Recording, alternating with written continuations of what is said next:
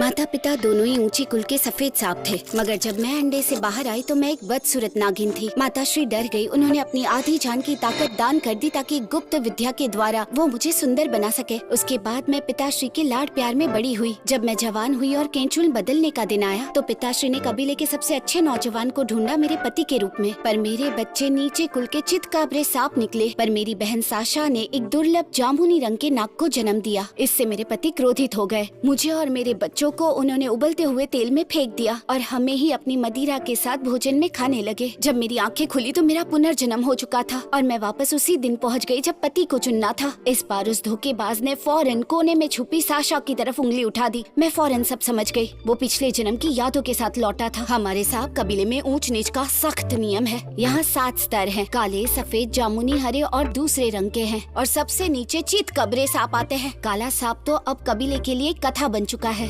सफेद सांप दुर्लभ हैं जो सदियों में एक बार दिखते हैं। पिताश्री इस कबीले के एक लौते सफेद नाग बचे हैं। वो चाहते हैं मेरा विवाह सबसे ऊंचे स्तर के नाग से हो, जिससे उन्हें उच्च उत्तराधिकारी मिले। आज का ये स्वयंवर इसी उद्देश्य से रखा गया है। इसमें सबसे आदर्श नाग मेरे पिछले जन्म का पति ज़ेन वाइपर ही था, लेकिन उसकी आंखों में मेरे लिए नफरत थी। पिताश्री ने खास तौर पर उसे मेरे लिए चुना था। राजकुमारी बेला का पद बहुत ही ऊंचा है। वो कबीले की इकलौती सफेद नागिन है और वही तुम्हारे लिए सबसे सही है। इसलिए मैं तुम्हारा विवाह आज ही तय करता हूँ। पर ज़ेन वाइपर ने सर झुकाकर पिताश्री से कहा, महाराज, मैं राजकुमारी बेला से विवाह नहीं करना चाहता। मैं जिससे विवाह करना चाहता हूँ वो है आपकी दूसरी बेटी। उसकी बात खत्म होते ही महल में सन्नाटा सा छा गया। सांपों के फुसफुसाने की आवाज आ रही थी, लेकिन साशा का चेहरा खुशी से खिल उठा। वो खड़ी हुई और मेरा मजाक उड़ाने लगी। पर मैं ये जानती हूँ कि मैं ही असली उत्तराधिकारी हूँ और साशा एक मामूली हरे सांप की बेटी है जिसे पिताजी ने पसंद कर लिया था। आखिरकार हरे रंग के सांप ही तो है।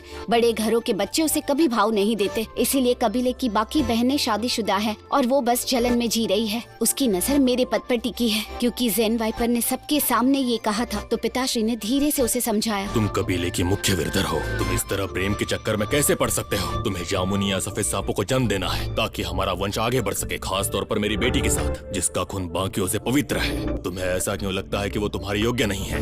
मैं जानना चाहता हूँ कि बात क्या है। पिताश्री ने नाम के लिए कहा कि वो सबके लिए दुल्हा चुन रहे हैं, पर ये असल में सिर्फ मेरे लिए था ताकि उन्हें मुझसे एक वारिस मिले। महाराज, बात ये नहीं कि मैं बेला को नहीं चाहता, बल्कि ये कुछ छुपा रही है। ये कोई अच्छे वंश की नागिन नहीं है कि ये तो जामुनी भी नहीं है। ये तो पूरी तरह से चितकबरी नागिन है। सब लोग दंग रह गए। पूरे महल में खलबली मच गई। मुझे पहले से पता था वो यही कहेगा। पिछले जन्म में भी उसने इसी बहाने मेरी केंचुल नोच ली थी और मेरी आत्मा को तोड़ दिया था। ऐसा लग रहा था जैसे पूरा महल पिताश्री के गुस्से से कांप उठा हो। ज़ेन वाइपर, झूठे आरोप लगाने का दंड पता है क्या है? लेकिन ज़ेन वाइपर निडर होकर खड़ा रहा। अगर राजकुमारी बेला अपना असली रूप दिखा दे तो ये झूठी बात खुद ब खुद खत्म हो जाएगी। मेरी दासी डर के मारे कांपने लगी। राजकुमारी, आप अपना असली रूप दिखा दीजिए। आखिर आप एक चितकबरी नागिन कैसे हो सकती है? मैंने ज़ेन वाइपर की ओर देखा। उसके चेहरे पर वही घमंड और अक्कड़ थी। पिछले जन्म में जब उसके बच्चे चितकबरे पैदा हुए तो उसने क्रूर तरीका अपनाया और मुझे अपना असली रूप दिखाने पर मजबूर किया। पिताश्री ने भी क्रोध में मुझे आदेश दिया, अपना असली रूप दिखाओ। किस बात का इंतजार है तुम्हें? वरना मैं कबीले को क्या मुंह दिखाऊंगा? पिताश्री एक दुर्लभ सफेद नाग हैं और यकीनन उनके बच्चे चितकबरे पैदा नहीं हो सकते। उनका और माताश्री का प्रेम गहरा था, पर मुझे जन्म देते ही माताश्री गुजर गई। तब से पिताश्री ने मुझे एक रत्न की तरह संभाल कर रखा। माताश्री ने गुप्त विद्या से मेरी केंचुल बदल दी थी। मैंने शांति से सर झुकाया और धीरे से कहा, ये सच है, मैं जामुनी नागिन नहीं हूँ और न ही सफेद वंश की हूँ। सुनते ही पिताश्री के पैरों तले जमीन हिल गई और उन्होंने क्रोध में कहा, बहुत बढ़िया ज़ेन वाइपर, तुम साशा के साथ विवाह कर सकते हो। ठीक है, बाकी सब जा सकते हैं। ज़ेन वाइपर ने नफरत से मुझे देखा और साशा को बाहों में लेकर कमरे से बाहर निकल गया। फिर मैं और पिताश्री अकेले थे। राजकुमारी बेला ने राजा को धोखा दिया। इन्हें 10,000 सांपों की खाई में ढकेल दिया मैं जाए। पिताश्री को समझाना चाहती थी कि मैं कोई आम चितकबरी नागिन नहीं हूँ। मेरे केंचुल सफेद है पर उसमें लाल रंग की चमक है, जैसे मेरा पूरा बदन आग के शोलों से घिरा हो। लेकिन उन्होंने मुझे अपनी बात कहने का मौका नहीं दिया। ना उन्हें मुझ पर विश्वास था, ना ही मेरी माताश्री पर जीवित रहने के लिए मैंने उनसे माफी मांगी। पिताश्री, मुझे जमी हुई बर्फीली भूमि पर भेज दीजिए। मैं वहाँ नाग देवता के सामने प्रायश्चित करना चाहती हूँ। हमारा कबीला कमजोर हो रहा है क्योंकि उच्च स्तर के सांप पैदा होना बंद हो गए हैं। इसीलिए कुंवारी लड़कियों को नाग देवता को समर्पित किया जाता है। मगर वो बर्फीली भूमि बहुत भयानक है। वहाँ से आज तक कोई भी नहीं लौटा। लेकिन इस समय मेरे लिए यही रास्ता बचा था। माताश्री ने मेरे लिए एक संदेश छोड़ा था और कहा था मेरी एक खास पहचान है और जरूरत पड़े तो बर्फीली भूमि पर जाकर नाग देवता की शरण लूं। पिछले जन्म में ज़ेन वाइपर के प्रेम में मैं अंधी थी, इसलिए कभी माताश्री की बातों पर ध्यान नहीं दिया। लेकिन अब मैंने कंगन पहनकर प्रार्थना की और पिताश्री मेरी प्रार्थना सुनकर क्रोधित हो उठे। साशा को ये खबर मिली तो वो खुश हो उठी और उसने पिताजी के सामने दिखावे के लिए मेरी सहायता की। वो मुझे मरते हुए देखना चाहती थी। पिताजी ने उसकी बात मान ली। मैं दासी के साथ अपना सामान बांधने चली गई। साशा वहाँ आकर अपनी ताकत का दिखावा करने लगी। उसने एक बेहद ही कीमती सांप की खाल के कपड़े पहने थे। वो अपनी जीत के घमंड में थी। राजकुमारी बेला चितकबरी नागिन है जिससे कबीले में हर कोई नफरत करता है। तुम कितनी ही मन्नतें मांग लो लेकिन नाग देवता तुम्हें कभी नहीं स्वीकारेंगे। मेरी तरह नहीं, जिसे खुद ज़ेन वाइपर ने चुना है, जो हर नागिन का सपना है। राजकुमारी साशा, इतने दिनों से आप पीछे पड़ी थी, अब यहाँ रोब जमा रही है, ठीक नहीं दासी है। ने साशा को थप्पड़ मारा। साशा के पलटवार को मैंने रोकने की कोशिश की लेकिन एक भयानक शक्ति मुझसे टकराई और मैं जमीन पर गिर गई।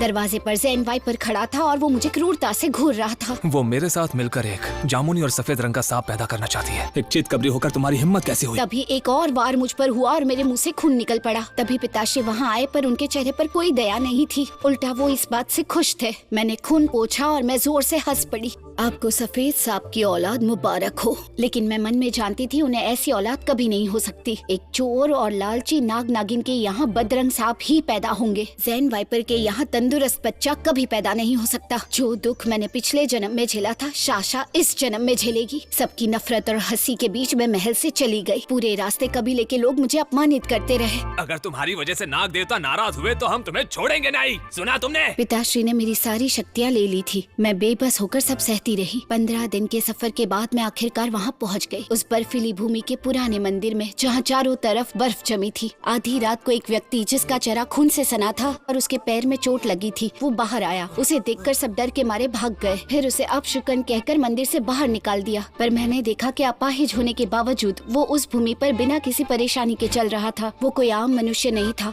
मैंने उसका पीछा किया और उसे पुकारा। वो पलटा और मुस्कुराया। उस मुस्कान से मेरे शरीर में गर्मी आ गई और मैं बेहोश हो गई। जब आँख खुली तो अगला दिन हो चुका था। मैं उठी तो ऐसा लगा जैसे मैंने नई केचुल बदली हो और मेरी कलाई पर सांप का एक अजीब लाल निशान उभर आया था और मंदिर के वो कबीले वाले लोग गायब हो चुके थे। मैं वापस महल की तरफ चल पड़ी। मुझे देखकर सब चौंक गए क्योंकि आज तक कोई भी उस बर्फीली भूमि से जीवित वापस नहीं लौटा था। पिताश्री ने कई बार लोगों को ढूंढने भेजा था पर अब तक कोई भी वापस नहीं आया। अब जब मैं जीवित लौट आई थी तो उनकी नजरों में या तो कोई बड़ा चमत्कार था या भयानक श्राप। कबीले के लोगों ने मुझे भगोड़ी कहा मुझे उनकी परवाह नहीं है।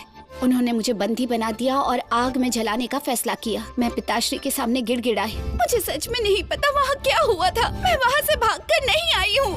पर मैंने पिताश्री की नजरों में कोई दया नहीं देखी। जरा देखो तो, तुमने हमारे कबीले को अपमानित किया है। ज़ेन वाइपर और साशा एक तरफ खड़े होकर मेरी बेइज्जती का मजा ले रहे थे। उसी समय आग की लपटों ने मुझे घेर लिया लेकिन वो आग मुझे बिल्कुल भी जला नहीं रही थी। वो लपटें तो जैसे मुझे और ताकत दे रही थी। तभी कलाई पर बना वो सांप का निशान चमकने लगा। उसने मेरी चारों ओर कवच बना दिया। बेला, ये कौन सा नाटक खेल रही हो? तुम इतनी चालाक कैसे हो सकती हो कि पवित्र अग्नि को भी धोखा दिया? तब कबीले के मुख्य पुजारी बाहर आए। शायद बेला कहीं अपना मुंह काला कराई है, इसलिए नाग देवता उससे नफरत करते हैं। पुजारी ने वैद्य जी को बुलाया ये जांचने कि मैंने किसी काले जादू का प्रयोग तो नहीं किया। हाथ पकड़ते ही उनकी जुबान बाहर निकल आई। बेला तो अभी गर्भवती